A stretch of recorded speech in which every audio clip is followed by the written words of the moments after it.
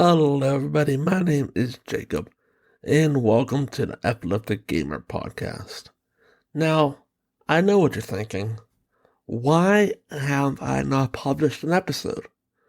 Well, long story short, a lot of personal stuff has come up in my life, and I had to deal with it. So, that's that. So, this is going to be somewhat of a different episode. And when I say different, it's going to be a recap, not gaming news, because there's not a lot of stuff to report on. And I'm finally going to be touching the Grand Theft Auto trilogy controversy and a few other things. And I want to call this, I want to say the weird news of 2021. There's a lot of good stuff, a lot of bad stuff. But there has definitely been a lot of weird, and I mean weird stuff out there when it comes to gaming. And that's what we're going to talk about today. So sit back, relax, and let's get going because we got a ton to talk about. Now, the first thing that we're going to talk about is a PlayStation game has found its way onto the Xbox Game Pass.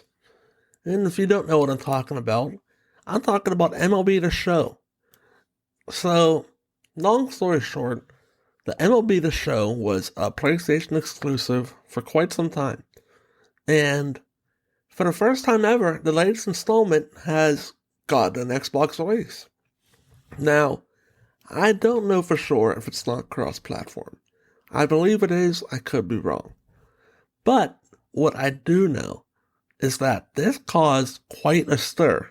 And when I say quite a stir, I mean people were going crazy about it when it got announced because MLB The Show was PlayStation's thing. Everybody kind of had a thing back then. Halo had, I want to say, Halo was on Xbox, MLB The Show was on PlayStation. Everybody had their own exclusive. And that was their thing. But for once, we kind of saw a mixture of everything that happened. And I don't know if this is going to happen again. Maybe this is a one-off. But what I do know for sure is that I believe this is the first time that this was the crossing of both worlds when it comes to exclusives. I don't think, at least I can recall, maybe you guys do, PlayStation and Xbox working together. And I know it's not directly PlayStation, but if you boot up the MLB The Show on Xbox, PlayStation Studios pops up, not an Xbox one. That's pretty surreal if you think about it. It's weird. I mean, seeing a PlayStation Studios on an Xbox that's not modified, in my opinion, I want to say on the weirdness scale, it's kind of a 5. Because if you were to tell me about 8 years ago that one of the biggest franchises for sports on PlayStation is going to be on Xbox, I wouldn't believe you. Because MLB The Show was such a staple when it comes to PlayStation. Now that it's not, it kind of makes me happy because, yes, more people get to play it. And it is a good thing. But that also makes you wonder, is it going to be bad in the future installments because, well, we have to make it on Xbox now. Back then, when we had it just for PlayStation, we only had to focus on the PlayStation engine and that software. Well, now that we have it, well, let's just say we have to focus on a whole different animal. So, it's going to be interesting to see how this plays out. I personally like it. I think it's pretty damn cool to see studios working together like this. Especially big companies. Because you don't hear that a lot. You don't hear that MLB and Xbox and PlayStation, they're all going to merge into one. That's something that's never been done before that I know of. And the fact that it just happened this year is pretty damn cool. So, I want to know what you guys think about this. Do you think this was a smart move by PlayStation? To let MLB be... Well, first off, it was on Game Pass on day one. That's another big thing. And I think that's what caused a bit of the controversy. Is because MLB... I don't know if they struck a deal. I don't know the full story. I probably should have did a little bit more research. But I know when it first got released, MLB The Show was on Game Pass. Which was odd, because PlayStation players had to pay for the damn game. It's pretty weird. So the fact that you can pay, what's the Game Pass go for, $10? Well, $10 for a $70 game, pretty damn good. Either way, yeah, on a weird scale from 1 to 10, I would say it's a 5. Just because there's a little controversy around it with the Game Pass thing, but nothing that is like oh my god, that's out of this world. So I want to get your guys' thoughts on that. Now let's move on to the next one. Alrighty, so now for the second one, we're going to talk about something that's just odd in every sense and every shape. It's about Ubisoft, of course, because why wouldn't it be? Now, more specifically, it's about Ubisoft Quartz. For those of you that do not know what that is, it is basically Ubisoft's company that sells NFTs for video games. Most specifically, Ghost Recon Breakpoint. Now, if that's not weird enough as is, some of them you need up to 500 hours playtime to claim. That is not a joke. That is a real number. Why? Why? In what world would somebody pay for that? And better yet, in what world does somebody have 500 hours of playtime in the Ghost Recon Breakpoint? Now, granted, I do understand people do have the time sometimes. And there's a pandemic outside. Who knows what you might want to do? Maybe you played it a lot. That's up to you. That is your choice. I respect that. But that is just stupid on Ubisoft's Ubisoft's part. Because what's to stop somebody from buying it? All of a sudden you don't read the fine print and you have it and want to claim it? They go, oh no, you need 500 hours of playtime. I'd be pissed. I'd be extremely mad. And yeah, it might be on them for not reading the fine print. But still, I want to give this, like if you want to scale 1 to 10 on the weird meter, I would say that's a 9. Because, why? Just why, in what world did that seem like a good idea to them? Because it definitely ain't this one. So, I want to get your guys' thoughts on that. Is NFTs a good thing in the gaming world? And if they're not, how do you think they should be implemented, if at all? So, let's move on to the third topic, which is, the Grand Theft Auto trilogy. Oh boy, this should be, this should be fun. So, the Grand Theft Auto trilogy, it was incredible, to say the least, because, well, on paper, let's say that. On paper, it sounded incredible. However, a lot can go wrong. And we saw just that. Now, if you don't know what happened, if you bought the game, a lot of models weren't working, bridges were invisible, and characters did not look like anything like in screenshots. It was bad. I mean, this had to be one of the worst launches in Cyberpunk 2077, and that's saying something. And if you don't believe me, the Rockstar launcher on the PC crashed and was down for a few days. So you couldn't even play any Rockstar game. That's not a good thing. And this isn't some new IP like Cyberpunk where you can say, oh, we didn't know what we were getting into, we're sorry. No. You have remastered versions of these games.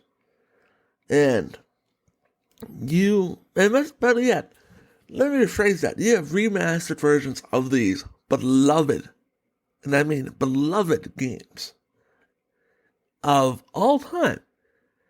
And you are making people buy them because, you're making people buy the Definitive Edition, because you removed the PlayStation 2 versions off of every store that you could buy them. And if you don't believe me, that is a true thing that they did. Rockstar said to the PlayStation, apparently, they said to PlayStation, we do not want to sell Vice City and whatever games are on there on the PlayStation Store. So they got removed from view. And what happened? If you wanted to play this game, guess what you gotta buy? The Definitive Edition. The buggy as hell Definitive Edition. I don't know if that's great. But if it isn't, then, I'd love to see what your definition is. Because that is just sad. When I say sad, you would think a big company like Rockstar has so much resources that they could pull it off. And I'm not a game developer. I am not. But you would think, this in general, that they could be able to pull this off without a shitload of hiccups. But they do. That's something that happened.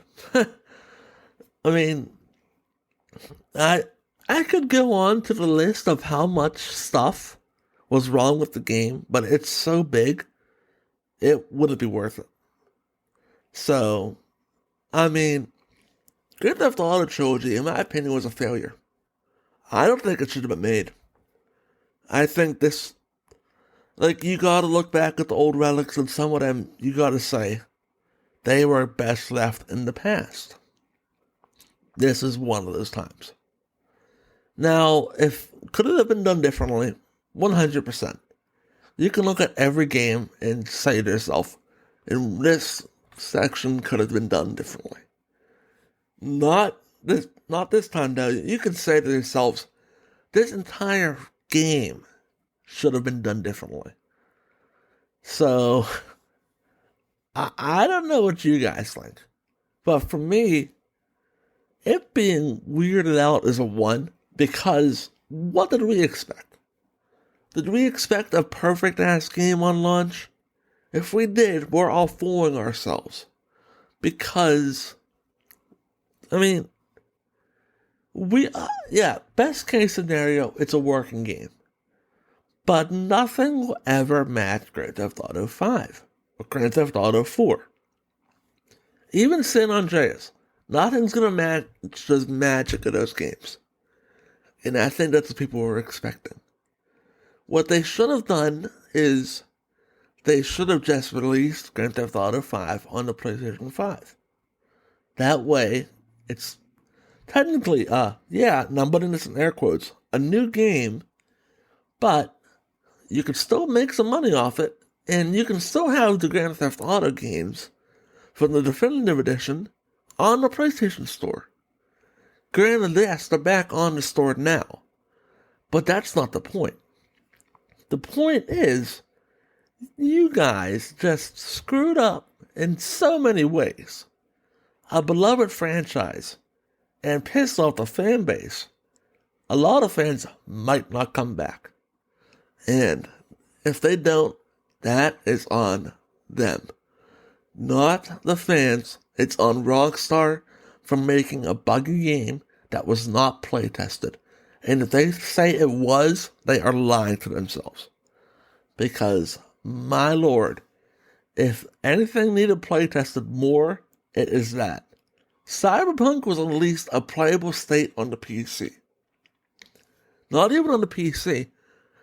If you can get lucky on the PS5, it was somewhat playable. On PC and consoles, Grand Theft Auto Definitive Edition wasn't. It was not a playable state. Every section had bugs. So, in conclusion, this game should not have been made. The fact that this is a subject that is even talked about, the fact that it's being broken, is mind-boggling. Alright, so I just want to get your guys' opinions on that, because I said my piece. You could tell it was definitely a long piece, but yeah, let's just move on for that before I decide to start cursing, because I want to try to keep this a family-friendly show. So let's move on to our next topic. Alright, and now the final topic is, in my opinion, interesting. Days Gone did not get a sequel because the developers think, that gamers are cheap. Let that sink in for a second. The developers of Days Gone think gamers are cheap. Now, if you don't believe me, you can look up the interview. I read it. It is pretty interesting.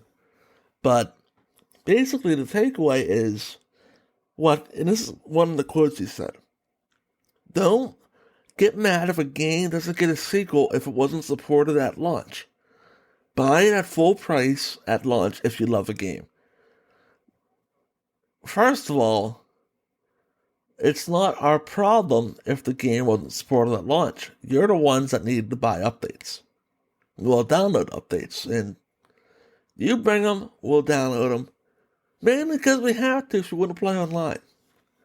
However, if you want to talk about players being cheap, there's a lot of collector's editions out there that are going for a shitload of money. Hell, I talked about it in my scalping video where a Los Angeles Lakers just Halo Infinite Xbox Series X jersey. I mean, it's going for like 25 grand on eBay. A lot of stuff out there people are willing to buy. And you're talking about gamers being cheap. That is the stupidest thing I've ever heard. I mean, we're talking about gaming that if you play anything like NHL or FIFA, they have Ultimate Team. People are willing to blow their life savings on packs to get one good player. I mean, people aren't cheap. Either they didn't like your game, or they got it on Black Friday, or better yet, if you want to talk about a more recent one, you got it with PlayStation Plus Collection. And if you don't know what that is, that's probably a weird thing. Also a good thing, that means you haven't bought a PS5 from scalpers. If you have PlayStation Plus on the PS5, you have access to what's called the PlayStation Plus Collection, which has some games like Bloodborne, Ratchet and Clank, and you can get them for free. Well, one of the games in there is Days Gone. So, you want to talk about gamers being cheap? You might want to go talk to PlayStation about this, because if you don't love our game, buy it at full price. Well, what? We're getting offered it for free. I mean, in our eyes, if that's what PlayStation thinks it's worth, we're technically buying it at full price. We're going to buy it at what PlayStation thinks it's worth, or what Xbox thinks it's worth, or whatever. Whatever company or whatever publisher thinks a game is worth, that's what they're going to sell it for. And that's apparently what they think it's worth. free. Or $27.99 if you consider it's for PlayStation Plus. Either way, it's free on PlayStation Plus if you have the PS5. And I am not joking. If you have it, go take a look. It's right there. And it's kind of funny that even though it wasn't greenlit by Sony, that they're still complaining about this. But, like, this happened a while ago. This happened, like, early 2021, I believe. But when I read this initially, it blew my mind. I'm thinking, we have people that are willing to pay $700 for special editions of consoles. Like, there was a Spider-Man edition of the PS4 Pro, which I actually paid for with my own money. But I've got that for around $500, $600.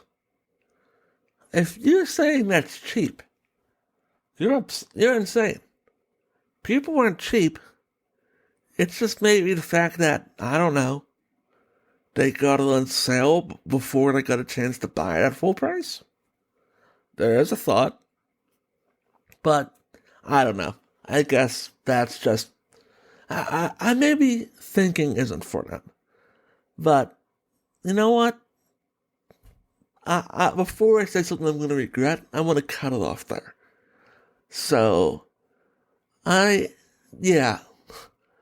cut off Days Gone there, and let's finally finish off the episode. Alrighty, and now I am going to do a bit of a different outro this time, because this is the final episode of 2021. So what I want to do here is thank all you. And when I say thank all you, I mean all the fans. The people that help me behind the scenes. And I have a few cousins that I wish I could name off, but I don't want them to be hunted down, so I just want to say thank you to my cousins for listening to my little rants about how I can go on and on about editing. Because believe me, editing this isn't easy. Thank you to my family. And I want to say thank you all to the listeners for joining me in these past 5 episodes. As I do not think I would be able to pull this off without your guys' support. So, yeah, to make a long story short, thank you. I mean that from the bottom of my heart. There's no way wish I could repay you other than just give you guys good episodes. And that's what I promise I will do in 2021. I will make sure I give you good episodes. And I will give you them the best I can to the best of my ability. So, thank you guys for all watching or listening. This is the Epileptic Gamer, Jacob. My handle is BigJake423 on Twitter. You guys have a good 2022. That's when I'll see you again. Bye-bye.